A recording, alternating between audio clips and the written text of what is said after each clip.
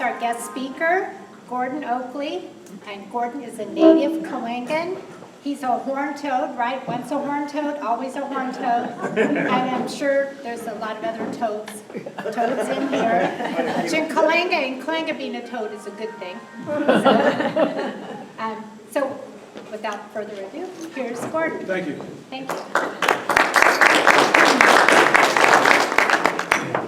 Okay, I hope you brought pencil and paper because you're going to have to take notes because there is going to be a quiz and there is going to be a homework assignment at the end. And I'm not kidding. Everybody that comes to Coalinga or stays in Coalinga for any time at all is part of history. Whether you come, you go, you're part of the history.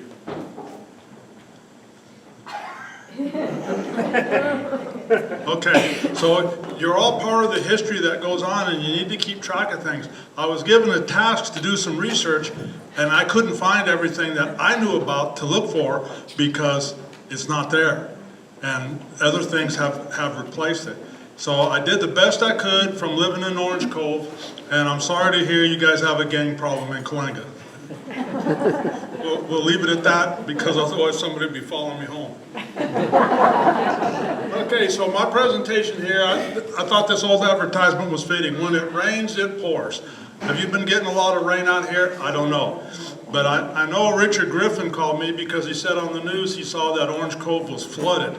And I said, well, no, we're doing fine out here. But you know, everybody's got to come up with a newspaper story. So I'm going to go over some of them here because some of this stuff was really perplexing. And this took me 3 times longer than I thought it would to do it. I've been given a short time to do this in, so we'll get going here. Maybe. Okay. Oh, you got to do it down here on the arrows. I hate directions. Okay, Tim, come work this. Oh, you know what? I'll bet you got to do that one. Sure. It's not my equipment. There we go. So a subtitle to this presentation is "Coal and Water Don't Mix, nor Oil and Water." And there's been a lot of problems with that in Coalinga. I wish there were more data available.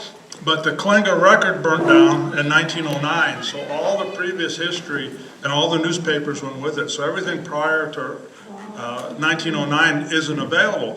And don't take that wrong, because fire's not a bad thing. You all people just think it is. But if you know who I am, you know why I said that. Oh, Tim, where did this go? Okay, we're going to do it this way.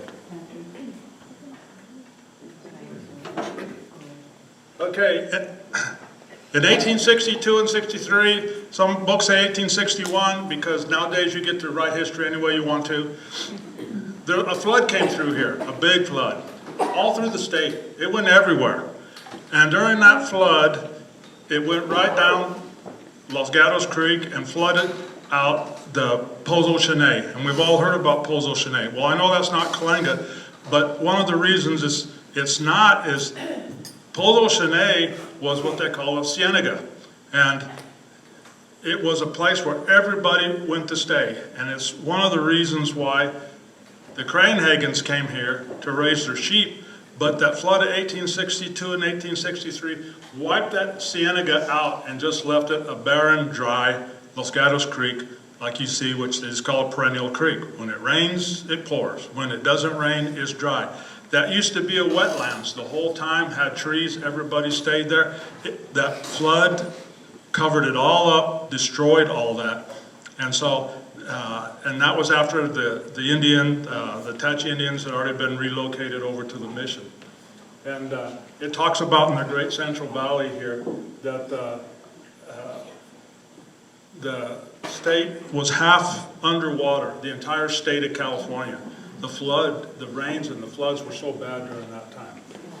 Okay, move on quickly here. Okay, here's a picture of the works at the coal mine right after they closed in 1895. Why did the coal mines close? Wasn't cold. It wasn't real coal, but it was used, and depending on which newspaper article you read, it was great coal and it was terrible coal. But you know, you get to write your own story. like all the great mines, just like the Empire mine up in Nevada City that's full of gold, if you dig down deep enough, water will start seeping in. So they brought in 1893 a Cornish pump, and they tried pumping it out, and pretty soon it filled up. The pump couldn't keep up with it, so they abandoned it. But the coal that they were using wasn't real coal, and it wasn't very good, so there wasn't a lot of profit in it. So here's even the coal mine. It was too much water. Okay, this gentleman here talks about when he came to Coalinga, he was hauling materials out to the fields, and from Coalinga, he would take stuff over the hills to Avenel. And in 1900, when he stopped at Coalinga with his horse team, because the train was stopping in Huron originally, and he would get stuff off the train in Huron, and then he'd get stuff that was also shipped to Coalinga. There wasn't enough water, and nobody would let him water his horses. He bought from a lady that had a boarding house. She had a bucket of bathtub water there, and after much talking to her, she sold it to him for 25 cents, and that's the only water in Coalinga he could get for his horses, so they could finish the trip over there. Because, as we know, Coalinga has water and Coalinga doesn't have water. And I'm not going to talk about what's going on this year. Okay, so here's some of the first rainstorms that you can find. 1911, the Coalinga daily record, and that's the other reason it's hard to find. Coalinga record used to be a daily record, and when you're looking for something and you only know it's in 1911, you've got to do a lot of reading. I've read more issues and papers of the Coalinga record in the last 3 weeks than I read in my entire lifetime growing up here. Day at a time, page at a time. Okay, so Worthen Creek overflows, Los Gatos Bridge in danger, and heavy snow in mountains adjacent to Coalinga. Now there's a recurring theme here, and I'll let you see that as we get to it here. And here's what happened. It snowed up in the mountains, and as a result of the melting snow, it caused excess runoff, and it flooded Worthen Creek and Los Gatos Creek. So they were getting rainfall and melted snow. Does it sound like something you've heard in the news recently? That's only because we've all been told since we were in school, history always repeats itself. And we don't, there's also, in 1911, where was the water plant at? Larry, you might be the only one who knows. Where was Coalinga's water plant at? Where was Coalinga's water plant? The only one that I can think of right off the top of my head is just about a block down the street. Now, the early days, it was way out at what we used to call 3 Mile Corner. Go out past there, almost associated to the tanks, the ranch back there off of Gale Avenue, where the highway turns, keep going straight. The plant was there for years and years. The pipeline bringing water into Coalinga came from the wells out there, and the water line was run across the bridge coming into town on the piers of the Los Gatos Creek Bridge. And when that bridge was getting ready to go in 1911, they thought they were going to lose the entire water supply to Coalinga. They hadn't been drilling wells in town here. And here it says the Sunset Grammar School at the upper end of Sunset Street is practically surrounded by water and mud. The yard's in such a condition that kids can't get to school. Where was the grammar school at? Which one? Original one. Where? No, right where we're at right now. Yeah, the building right. This property here was where you came right up 5th Street and on Sunset. This was all a multi-story brick grammar school. The first grammar school was located by the ditch right where the old bowling alley was. And the lady that ran it was in 1893, and she taught there till 1896 until Coalinga opened its first school, and it's still sitting there across the street from the boiler. So that's the first building, and then in 1906 they built the Folksry School. But the first one I have her name. Maggie Murphy was one that opened it. She had 12 students, and each one of them had to bring a box to sit on. But they met under a cottonwood tree, and she did that for 3 years. And then when they opened the first school, she's lost the history that she went up the canyons and would teach wherever she could. Yep, the deluge of water ran down 8th Street, which is Hawthorne, to 5th Street, past the Cross Lumber Company's yard, which are on the railroad tracks, and at the corner the water is so deep to render it impossible for pedestrians to cross on the street. Now, I made a promise to Larry that I'd give him the front page of the paper. He's got to take that home with him, because he's got a deep homework assignment. Also on this here is it talks about associated pipeline. The associated pipeline ran from Coalinga all the way over to Monterey. That flood broke that pipeline in many places, and that line was shut down for 2 weeks while they had to rebuild it, getting it over there. Okay. It was an oil line? Yes. Okay. Let's see here. Yeah, same. So what happened with this flood was the rain just kept coming and coming and coming, and every day you'd think, okay, I got this article. You'd read the next day's page, oh, another deluge is coming in. So a rainstorm does considerable damage. Taking advantage of the congested conditions in the vicinity of the grammar school at the corner of Jefferson and Sunset, an ingenious native son found out nobody could get to school. So he went ahead and he built an impromptu ferry system and taxied the female pedestrians bound for the shopping district going that way to school for 5 cents a person. And he ferried them across until they could get down to dry land. The bridge that crosses the Home Creek near Monterey Coalinga Oil Company is impassable. I've never heard of the creek called the Home Creek, but somebody was up the Home Creek and it caused problems. So it required the teams, horses, to go around town to the east field, travel over WK Hill to get to their destination. And you think of that, that's how I got here. I came over WK Hill, coming back this way. What's the big deal? Well, they had to do this with no road, and they had to do it in horse and wagon. The cars would get stuck in the mud. This is not the headline, but this is the follow-up to that article there. So $25.50, okay, I gotta figure out how much he owes me. Try to lay these out even, okay? Yes, sir. When you get it, we'll get even, don't worry. Okay. Which one is this, March 10th?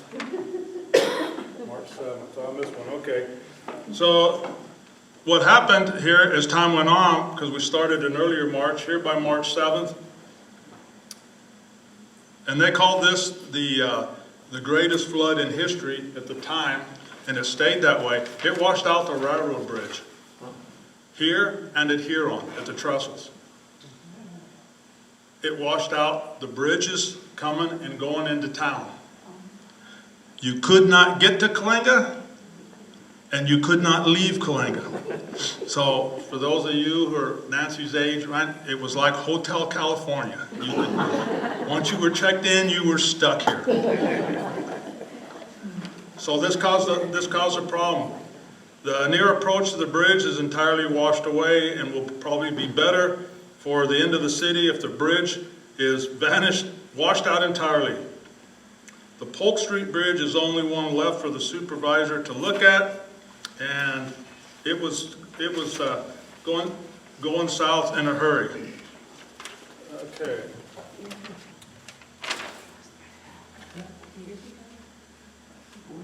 March 9th, okay. Thank you. Yeah, 1911. So let's. Cloudburst fills the city with water. This is the famous one, July 23rd of 1913. What happened July 1913? What made it famous? Yeah, Coalinga flooded, believe it or not. Most of the rain was on the west side. As the water came down from Derrick Boulevard, and it was called Derrick Boulevard, they're in the hills because all the old wooden oil derricks were just lined up there, just like trees growing. They were everywhere. It flooded the sumps at 25D and brought the oil into town. And the last building you could still see the high level watermark was what we all called the Zwang building, but it actually originally was a drugstore that Ian Ayres built in the 1910 era. And when they tore down some of the other buildings that were around it, you could see where the water got, and the black mark was still there from the oil. So what they did originally was to get the oil off the buildings. The guys at the fire department got to go wash all the sidewalks and all the buildings down and clean as much of the stuff that came off. Yeah, and I thought when I worked there that was the good old days. I could have been washing oil off the side of the brick buildings and I never got the opportunity. So here's what they did. They call it the hoodoo year of 1913. And portions of the west side filled last night with a vengeance, and the entire city was given a bath of oil. So this water's going into all the old buildings. All those brick buildings downtown were built between 1905 and 1910. They all had basements for all their goods in them. They didn't have sandbags back then. And the water was flowing in the basement. The entire stock of all the businesses and towns was going to be lost. But they had one thing stored in the basement that saved some of their stock. They sold flour in town like there was no tomorrow, and they put the flour sacks up, and the flour sacks kept the water from completely flooding the basement and taking out the stockrooms. Now that's Coalinga ingenuity. We took flour sacks. I say we. Larry took flour sacks. I was just trying to make him do it. So the basement's only filled up with about 1.5 feet of water before they got it slowed down. Okay, is this in order, Larry? That's Just say no. looking good. I'll just pretend you're my dad. Just say no. Okay.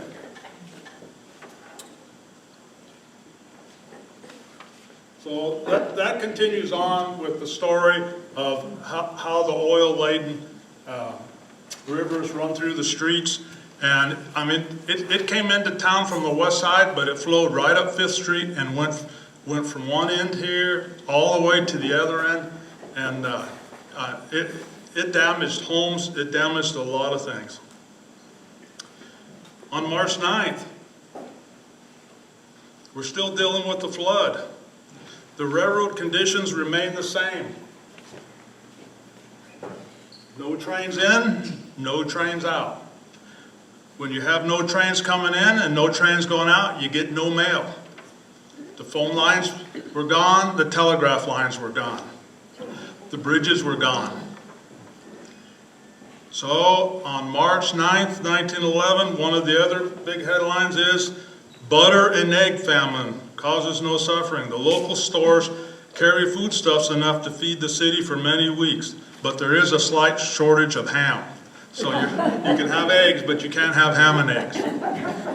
But only because they had places to store these. And remember, you're storing eggs and butter without a refrigerator. I could tell you how to do it, but that's an old family recipe secret that I got from Colonel Sanders, and I'm not allowed to share it.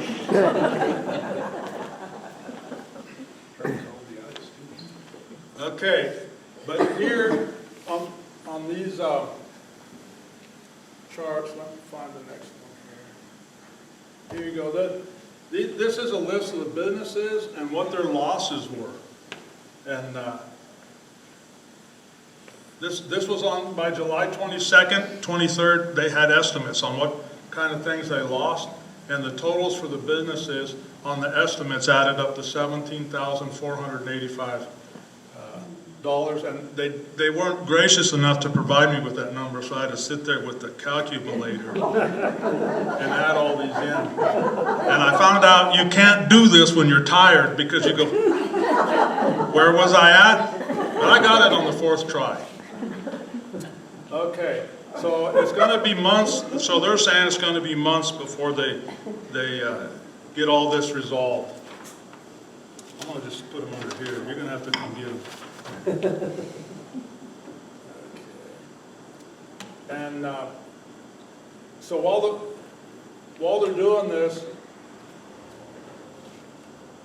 many people wanted to come to town to see the oil marks here. So they were trying to figure out, how do I get into Coalinga?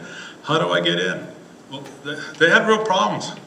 They couldn't bring a train in from Huron because they couldn't get far out of Huron because that trestle had moved over 10 feet. And since it moved over 10 feet, they thought it might not be stable. The trestle going out of Coalinga was also damaged. So they took one of the old hand cars and they went there, and then they walked across the bridge, and they tried to meet the people from Huron, but walking from Huron trestle to Coalinga was too far for them. Cowards. And it made it real tough, and there's no communication going between them. They tried one night, and it was getting dark, and they were getting lost, so they turned, Huron people from the railroad turned around and went back. The next day they tried it, and they backpacked food and supplies in, and then the people from here went there. They crossed that bridge and said they held onto the rails, and the water was up to their necks coming across that bridge, and they said they were scared the whole time they were trying to do that. And then the people from Coalinga here tried to go out. So a few people left town. They put their car on the railroad tracks and said, well, it might be too heavy for the locomotive, and a few of them made it across the trestle. They got out of Coalinga. It's all muddy. There's no place to go. There's no paved roads. It's a tough place to be in. Okay. So here's what they called the Black Flood, and the pictures of the Black Flood as the people went through. This is why you need to go to the museum. These are 2 pictures out of maybe 30 of different parts of the time during the flood, showing all different parts of town, what it looked like, what happened, and the water anywhere. And you can see the people here that night when they came into town. They're all posing for the paper right there, and they're up to their knees. But in some of the houses, when the flood came through, over on this side of town over here, the water was up to the bottom of the windows. Yeah, and that's a scary thought and sight to have to be in. Okay. Is that date correct, July 23rd, 1913? Yes. It rained in July? This is Coalinga. Anything can happen. These people were just as surprised. They also thought, 100 years from now, we'll be worried about gangs in Coalinga. Yeah, right. It doesn't matter. They're everywhere. So, yes, so that's what they did. And then on the names there, McCollum, the editor of the paper, by the time they interviewed him, this was during years later, and they were putting an article in the paper. We all remember the flood. The funny part is when I was looking for, this is where my program was going to start at.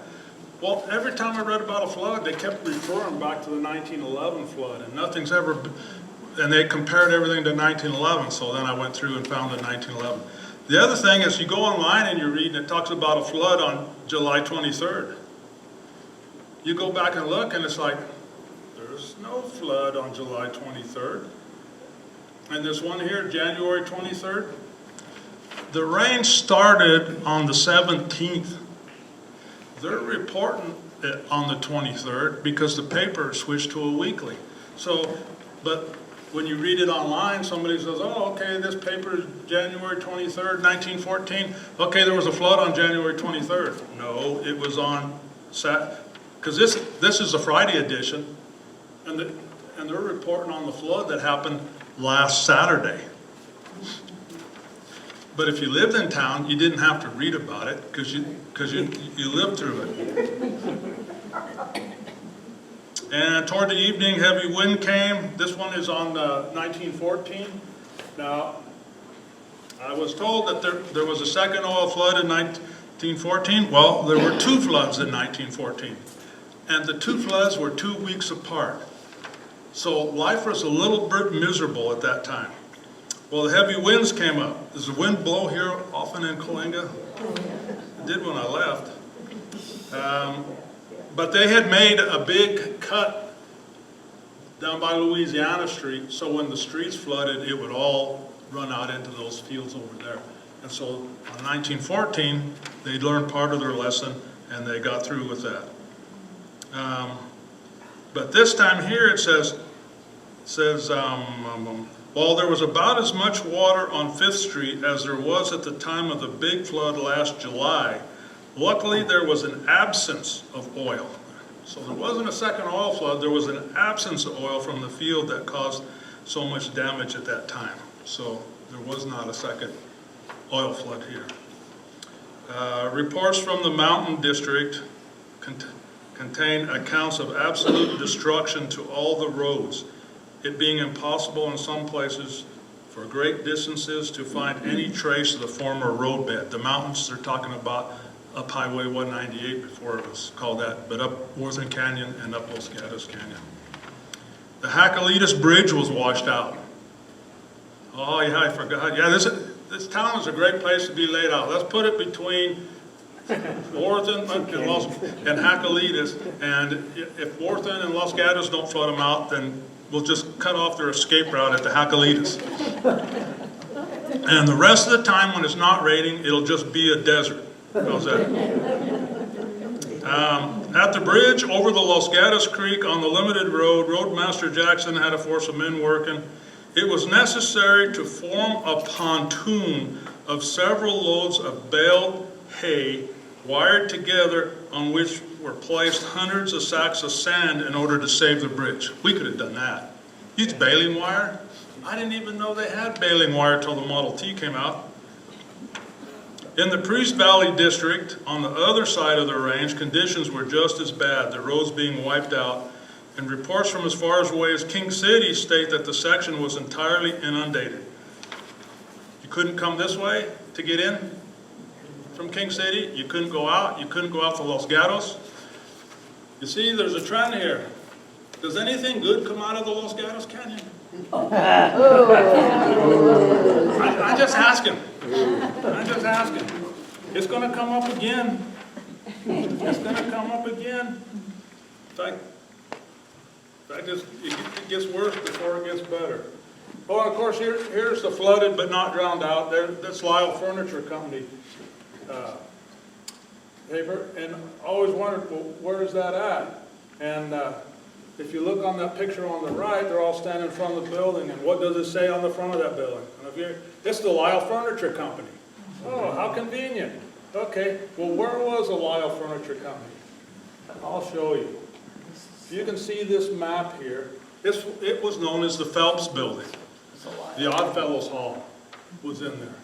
There were several things in that building.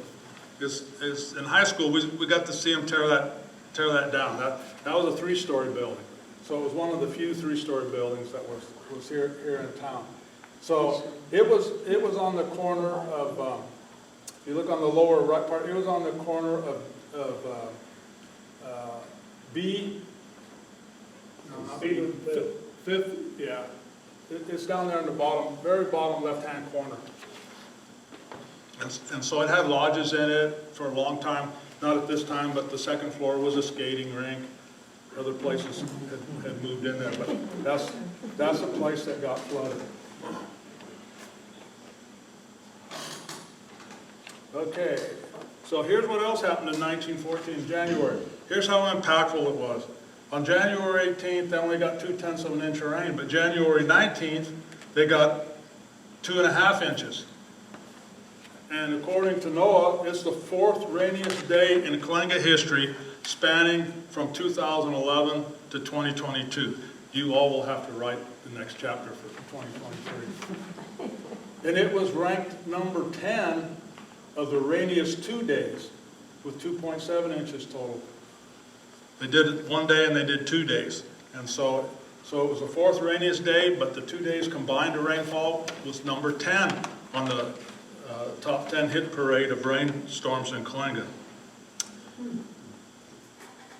The trains were able throughout the storm to run to Huron, but the lack of train service into Coalinga left a large number of people without their perishable products. Okay. Same thing, it kind of just keeps repeating itself. Oh, and then off on the side is a chart. It's an interactive chart. I found it once, and luckily I saved it to my desktop. I went back later to look at it online, reference it. I couldn't find it again.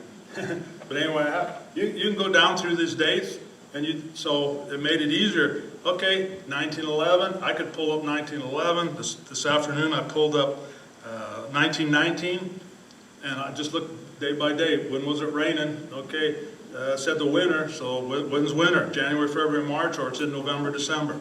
Well, it wasn't in November, December like I thought it'd be, so the rain was in March, what I was looking for, and it just makes it a lot harder.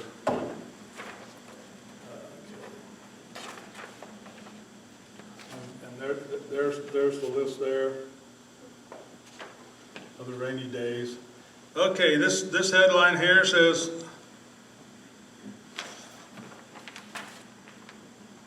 this is a different one. That's because I printed a new page. Oh, I left this one out of there.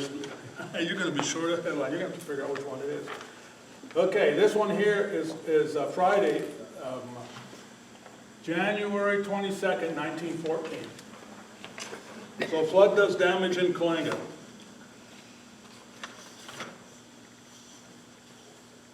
It goes through, it talks about everything there. Here's a photo my wife found. On Facebook, no less. I don't go there, so I don't know. This is on the corner, standing back over here at the corner of, this is 4th and B Street. And so what is B Street? Birch. Yeah. When they renamed all the lettered streets for trees, this became a birch. Okay? And so they're looking, so they're standing there and they're looking up this direction here. Okay, so on the right side of the street, you see a house, you see a porch, you see a double gabled house, and then you see another little bitty house way on the end here, way up here. That's actually the next street up. That's on the other side of the street. And how do I know that? Because I went and pulled up my fire insurance maps, and there it was. It's these houses here, 1, 2, there's the one with the double gable roof, it's 2 dwellings, dwelling, and the next house that was in that picture was on the other side of A Street. And what did A Street become? Ash. Whoops. Oh, Larry, your whole file just fell. Oh, look at that. Oh, well. Look, here you go. They're really not out of order. That much.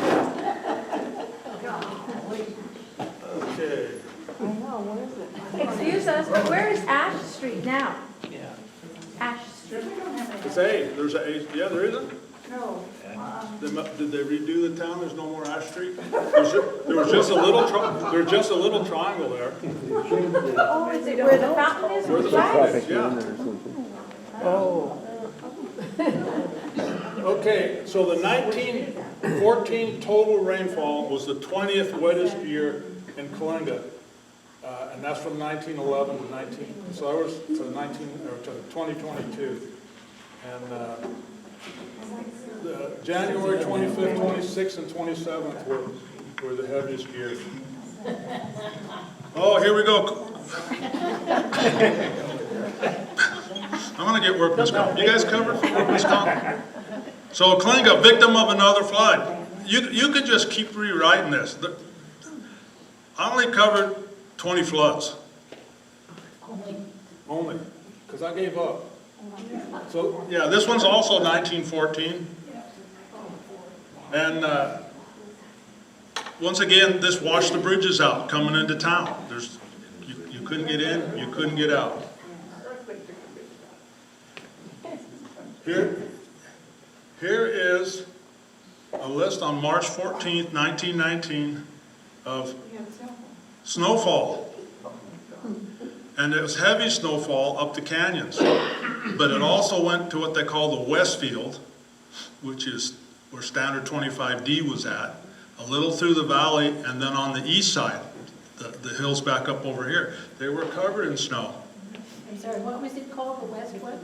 West side, Okay. they referred to it in a couple, snow started falling on the west side oil fields. And so they're talking about the Texaco where Claremont was at, and then 25D along the foothills there, and then up on these foothills here. But it also snowed in Coalinga. And this is something else that Vicki found on there, and this is what made me look for it. It took me this afternoon to find this. Here's a picture of the snow. That looks to me like that's out at the shell camp. Oil King, the way the hills and everything, and the types of buildings. Every oil company did their own architectural design for the buildings. If you worked for them, you got to live in a house with low rent. So this lady here says it's from 1913 to 1920, circa. That subscription on the bottom of the photo was on there. So that means, well, good, I only have to look through 7 years of newspapers before I find this. And if I'm lucky, I'll find it early. Well, I found it late. I found it at 1:30 this afternoon. It was in 1919, which kind of surprised me, but I've read another article and it talked about, and the snowfall in 1919. Okay, good. Now I only need to narrow it down to which of the months are on there. But that's a lot of snow on the ground. In Coalinga, it snowed for one day and then it melted away. Here in the oil fields on both ridges, the snow lasted for at least 2 days or more, and it was deep out here, just like it's deep in here. Okay. So there it is. This here's another one. Coalinga visited by heavy snowstorm, 1922. In fact, this one's January 30th, 1922. Same thing. It dumped on the same areas. The west side fields. It dumped in Coalinga, stayed for a while. Moved on. Okay, so here we go. Now it's February 11th, 1922. Guess what? The local creek's highest since the flood in 1911. That's what made me go look for 1911. It's like I wasn't looking for that. Well, now I got to go find out what happened in 1911. So, bridge washed out at Worthing Crossing on Polk Street. So that's out by the bowling alley. And that's right next to where the Coalinga Cemetery used to be. And so this time the Coalinga Cemetery was under 3 feet of water. So it had already broke the levee, was across there. And it says work delayed on State Highway, and the Huron sinks covered with several inches of water. I thought that's what a sink was for. You put all the water in it, you go away. So the water used to flow down the creeks in the confluence of the 3 creeks, and it went out past Lassen Avenue, and they called it the Huron Sinks. And it would float in there, and just stuff would float away. And that was the best farmland anywhere around here until they put the California Aqueduct in, and that bank of the California Aqueduct acted as a coffer dam, and now the water never flows to the Huron Sinks.